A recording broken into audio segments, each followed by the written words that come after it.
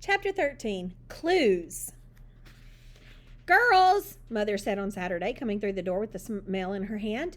It looks as though you got a party invitation. It's the right size anyway.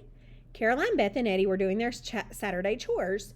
At the word party, they all stopped their sweeping, dusting, and mopping and gathered around the small white envelope in Mother's hand. It didn't have a stamp, so someone must have hand-delivered it, Mother said, giving it to Eddie. Eddie opened it up and read. Little Witch has come to say ghosts and goblins like to play. Won't you come and join the fun? There'll be treats for everyone. Yuck, said Beth. Who would send an invitation like that? Eddie stared at the name at the bottom. It's Mary Ruth from school. This doesn't sound like her.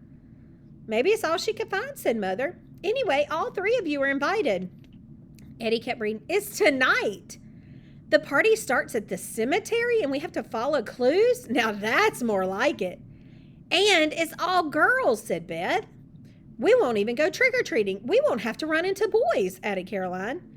Maybe that's the way they do things here in West Virginia. Deliver the invitation the day of the party, Mother said. I think it's wonderful that you're making friends at school. Finish your work and you can spend the rest of the day deciding on costumes. The Malloy girls had always liked putting together their own costumes instead of buying them ready-made in the store. Eddie decided to go as a football player in one of Dad's old uniforms. Beth would go as a robot from outer space, with a stocking over her hair to make her look bald, and Caroline would wear her Goblin Queen costume from the play at school. Caroline simply could not wait for the party to begin, and when she heard Beth say that you went up one street and get to the cemetery, and Eddie saying no, you went up another, Caroline told them she would get on her bike and check it out. It was almost 5 o'clock when Caroline left the house, and it was much colder than when they had gone camping, but still a beautiful October evening. Leaves fell down around her face and shoulders as she rode, and Caroline wondered if it ever got that beautiful in Ohio. Probably. She'd just never had as much fun back in Ohio as she did here, even though she had got herself and her sisters in trouble for stabbing the alien spaceship. It wasn't all her fault, though. She never would have punctured their spaceship if they hadn't flattened Izzy. Why couldn't the hat for boys just be normal? Or was that normal for boys? She didn't know. Peter's only fault was that he was a Hatford. Wally might have turned out all right if he hadn't had Josh and Jake for brothers.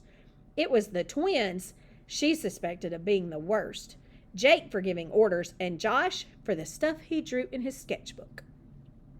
She turned up a road at the edge of town. To the left of her were the gravestones of the Buckman Cemetery. Eddie was right. And on up ahead, she could see the big iron gate at the entrance. She began pedaling up the hill, but suddenly skidded to a stop, letting her bicycle tip, and fell over into the clump of weeds.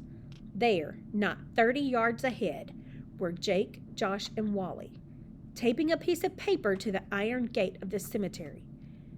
Them! Caroline was torn between riding up to the boys and catching them in the act, or racing home to tell Beth and Eddie. She decided to stay put until the boys left, and as soon as they had gone through the gate and were out of sight, she pedaled home as fast as her feet would go. She burst into the house and collapsed on the sofa, panting. Caroline, said Beth, what's wrong? Wait till you hear, said Caroline. And she told them that the boys had been taping something to the gate of the cemetery.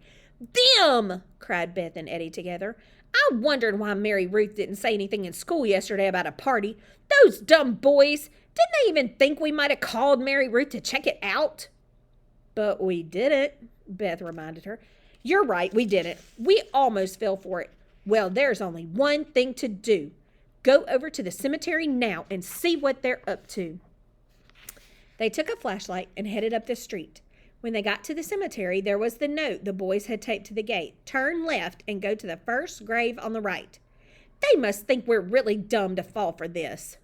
But we would have if I hadn't seen them here, Caroline reminded her. Let's follow it and see what they were planning to do. They soon found the tombstone, a stone pyramid, and there was a note taped to that. Follow the winding drive to the fence.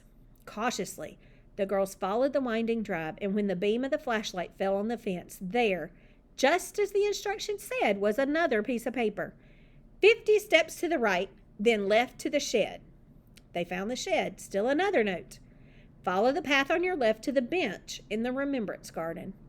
I don't like this, said Beth. They're up to something, all right.